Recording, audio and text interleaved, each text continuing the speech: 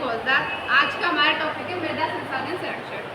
मृदा संसाधन संरक्षण की तकनीकों के बारे में और उसकी जो समस्याएं हैं उनके बारे में आज हम चर्चा करेंगे। तो आइए चर्चा करते हैं। लंबे समय तक मृदा संसाधनों का अधिक उपयोग करने से मृदा में जो उपलब्ध पोषक पदार्थ हैं उनकी कमी होने के कारण मृदा का जो संरक्षण है वह करना अति आवश्यक हो जाता है। मृदा का इसका उद्देश्य होता है मृदा अपरदन को रोकना। मृदा अपरदन को रोकने के लिए मृदा संसाधन का संरक्षण किया जाता है।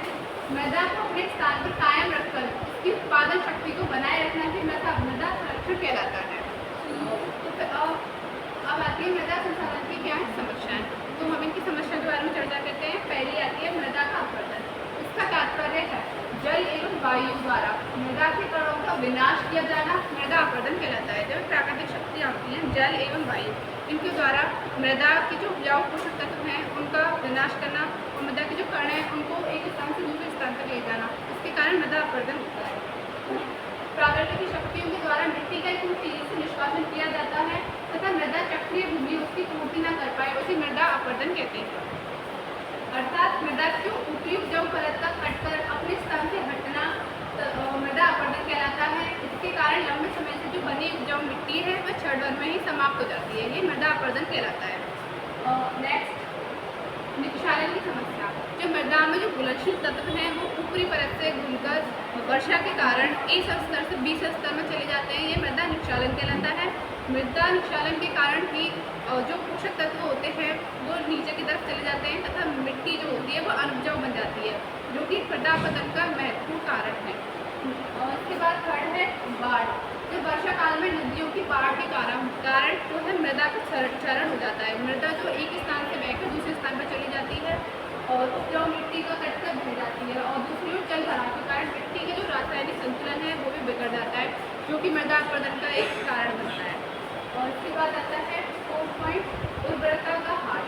जब लगातार फसल उत्पादन के कारण तथा सघन कृषि के कारण जो भूमि का जो उपजाऊपन है उसमें कमी आने लग जाती है। इससे मिट्टी की जो उपजाऊपन है उसका ह्रास होने लगता है। इससे जो मुख्य कारण जो निम्न है, सघन कृषि के कारण ऐसा होता है और निरंतर धान्य फसलों के उत्पादन के कारण और देशी खाद का उपयोग कम करने से और मिट्टी की जांच कराए बिना उर्वरकों का प्रयोग करने से मिट्टी के अंदर का जो उपजाऊ तत्व है वो कमी आ जाती है और मिट्टी जो होती है अनुपजाऊ बन जाती है। ये मृदा अपरदन का कारण होता है। उसके बाद आता है मृदा प्रदूषण। जब कृषि में उत्पादन बढ़ाने तथा फसलों की सुरक्षा के लिए हम अनेक रासायनिक तत्वों जैसे कि रासायनिक उर्वरक, खरपतवारनाशी, कीटनाशी, कवकनाशी आदि रसायनों का प्रयोग करते हैं। इनके कारण जो मिट्टी की उर्वरता है उसका नाश होता है और जो मिट्टी से मृदा अपरदन होता है। नेक्स्ट आता है मृदा संरक्षण की तकनीकें। मृदा संरक्षण जो जिन कारणों से होता है तो उसको बचाने के लिए कुछ तकनीकों का प्रयोग किया जाता है। जो मृदा संरक्षण में सबसे पहले आता है पशुचारण पर नियंत्रण करके।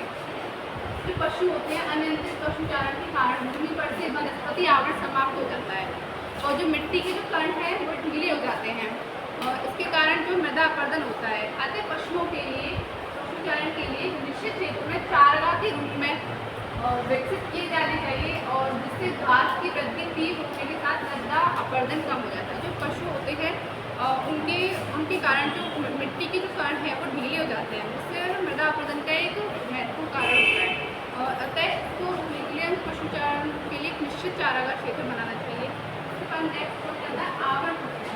और प्रति भूमि में ऐसी आवरण फसलें वो देनी चाहिए जो मृदा अपरदन को रोकने में सहायक हो तथा मृदा को जैव पदार्थ और हरी खाद प्रदान करें।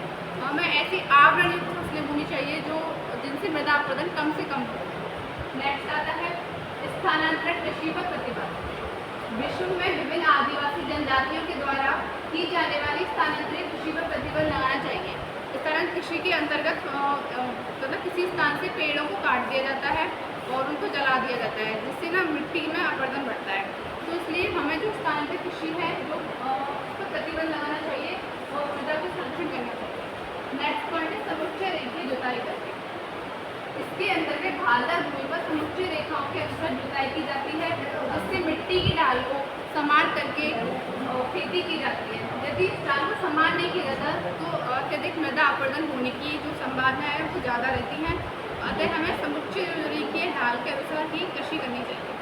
नेक्स्ट आता है पंख प्रवाह को रोककर। पंख का मतलब होता है कि